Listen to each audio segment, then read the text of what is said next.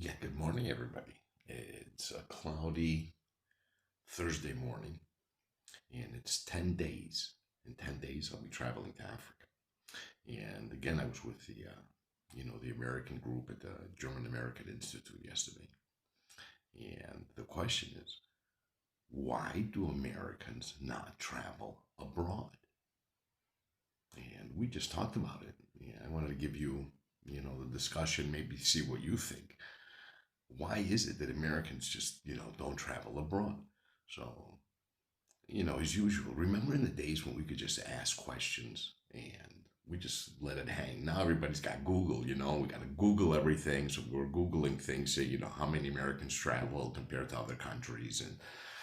Now we always have an answer. I remember as little kids saying, wow, the moon is really far away. Cool, right? And that's it. It just stayed cool. How far is it? Yeah, it's really far, man. Now we Google that. Oh, it's 487,000 kilometers. Uh, it was nice not knowing, but regardless of that, we looked into it and we saw all the different factors involved of why Americans don't travel, and we basically agreed on a whole bunch of issues. Now, being Greek, I saw a lot of factors that in the U.S.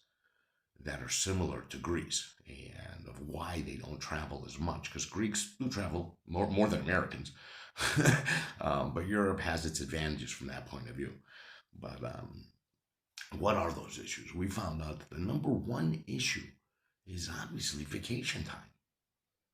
Here in Germany, people are getting 6 weeks off plus 10 holidays. That's 8 weeks a year. If you're taking off 8 weeks a year, geez, that's you don't get that in America. So automatically you're limiting to the amount of time. And so if you're traveling to Europe or in Asia or in Africa or South America, for the U.S. you need 2 days round trip is just gone. So if you want to take a week off, which is very valuable if you only have 2 or 3 weeks vacation, if you're taking a week off, 2 days on the road, you're only 5 days there, and it's expensive. So I think it's probably the number one factor is, like I said, the amount of vacation time that the Europeans have. Um, Now, that's another different question is why don't we have that much vacation time in the US? That's a whole different video. I guess I could go into it, but, I don't know why, but in the US, somehow you can Google this because we did it yesterday. The labor unions, like when they were strong in the 50s and 60s, um, they remained strong here, while the labor unions in the U.S. and the demands for better health care and better working conditions, minimum wage, everything that was really strong. Um, in the U.S. we had a negative attitude towards labor unions starting roughly around 70s, and you see the decline of the labor unions coming in 70s, 80s, 90s, and so on and so on. So that didn't happen here. So labor unions are still a major factor of of what they want. And here they were fighting for time off. It wasn't always just money. In other words, they didn't always want like a 5% increase or a 4% increase, whatever it was. They wanted more time off.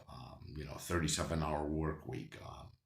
And by the way, we should mention this. Everything that we consider radical, you know, um, leftist ideology, um, it was back then. We consider it normal now that somebody's working 40 hours and that he's, health insurance and all that kind of stuff. These were thoughts by really radical leftists that were fought from the entire life, and a lot of us are trying to preserve those things that you would think would be normal, but they're not. Um, yeah, but going on to another reason of why the United States, it's also how big the U.S. is, you know, and its monoculture and it's all its differences. It's still the USA. So you could be driving, let's say, because I know it well, from Connecticut or New York area, you're driving 3, 4 hours, 5 hours, 3, 4 hours. Where am I? In Maine, Massachusetts, maybe Philadelphia, Pennsylvania, New York. It's all different, you know, but there's a lot to see there, but it's still the USA. It doesn't really open up the perspective of how other people, other countries, other cultures, other food, and so on and so on. So, does it make the American more, I don't know, not open minded? They're open minded, but they're just not confronted with all these different types of things within a 3, 4, 5 hour area. Now, where I live in Germany, for example, I'm an hour and a half, I'm in France. About an hour and a half south, I'm in Switzerland. If I drive 3.5 hours southwest, I'm probably in the Austrian border. I'm in the Czech border in about 5 hours. Um, so you can see automatically that Europeans are obviously going to travel more within those boundaries because, like I said, if I drive from, Connecticut to the Jersey Shore, nothing really extreme changes here. You drive 3.5. It's a different language, different architecture, different food. So the differences are tremendous. It's nice, but I think that's also part of the reason of why Americans are not so cosmopolitan, if that's the word we could use. We did use it yesterday because they're not really cosmopolitan. Um, we know our way, and we think everybody lives like we do. Um, it's going to be a long video again. And also, like the willingness also of, even having that will to go abroad is not that common. We looked at that as well, it's common in Europe. I saw that once I graduated from high school and I came to Greece, I went straight to college and it was common for my generation. But these kids have what's called a gap year. It's really cool, and they travel. Like a lot of kids, my son went to South America. He started in Argentina, in Patagonia, and he finished in Colombia from the Caribbean. And a lot of kids do that. Americans don't do that. We don't even think about it. And this is where it connects to Greece. We tend to be a fearful people. Um, like I've noticed this personally because I travel a lot.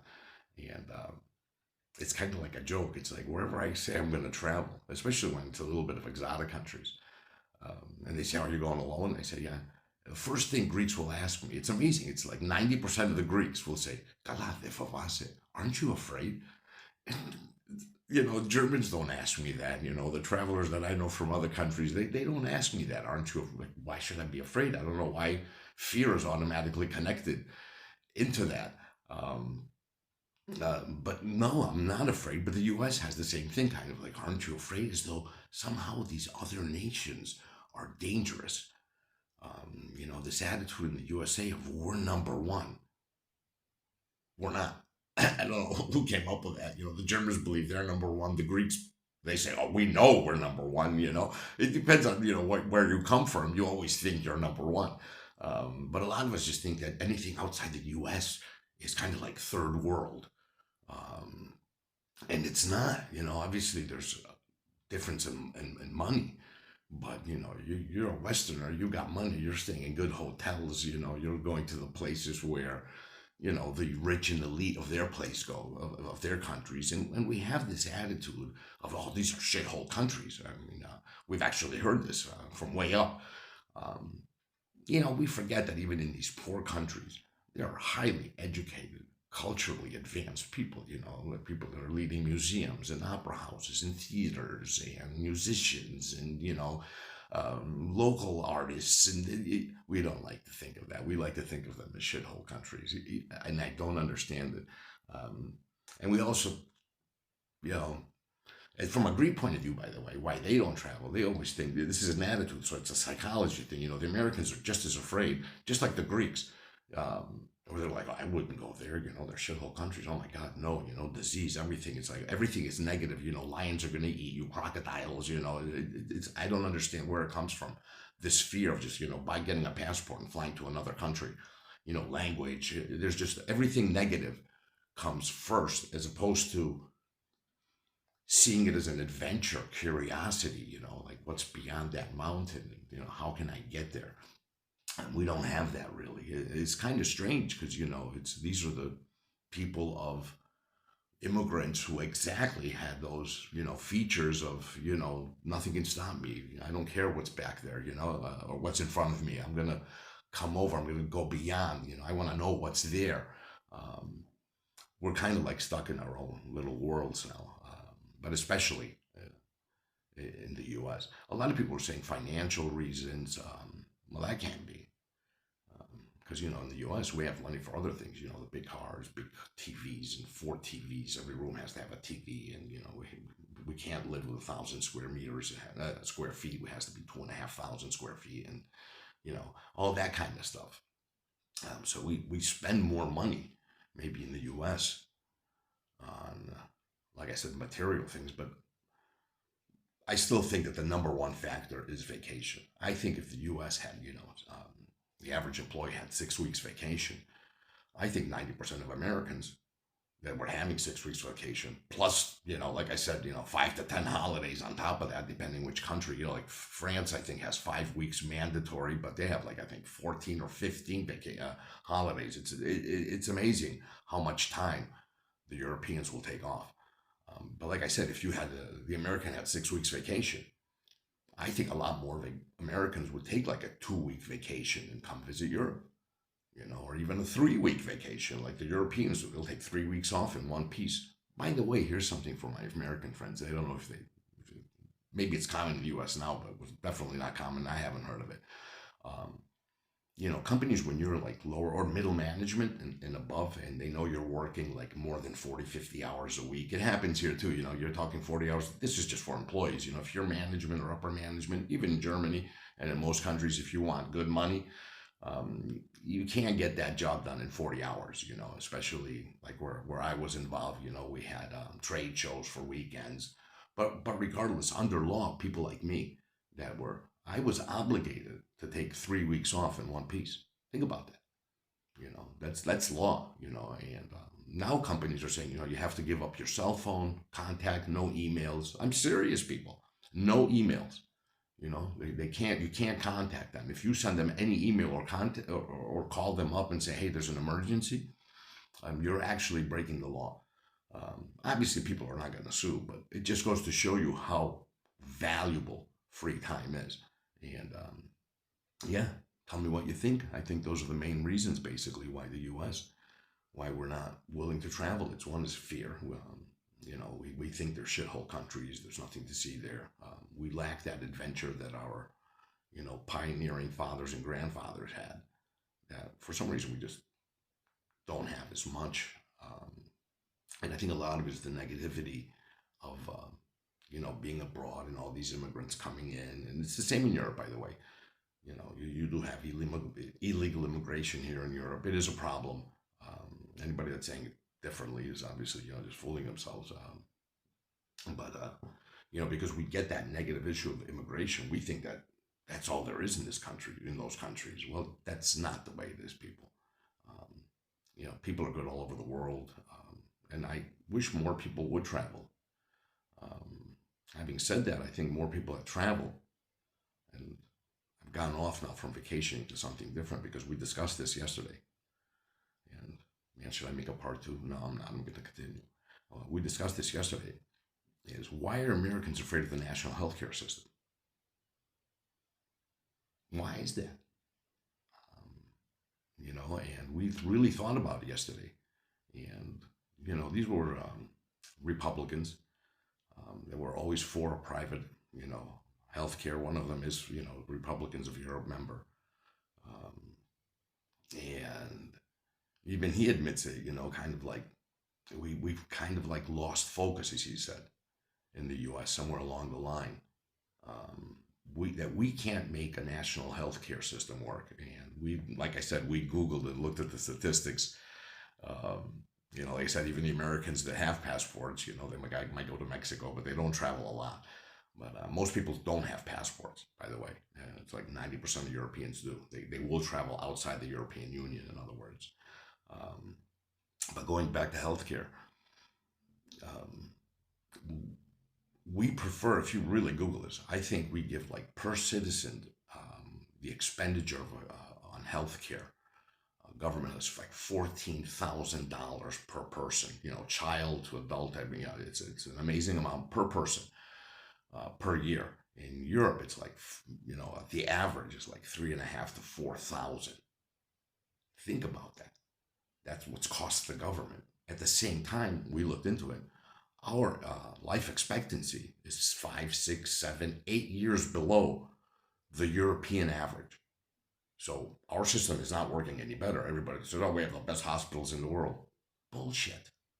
Let me call big bullshit on that. That's not true. If we have 3 or 4 research centers that are, offering new technologies, that's fantastic.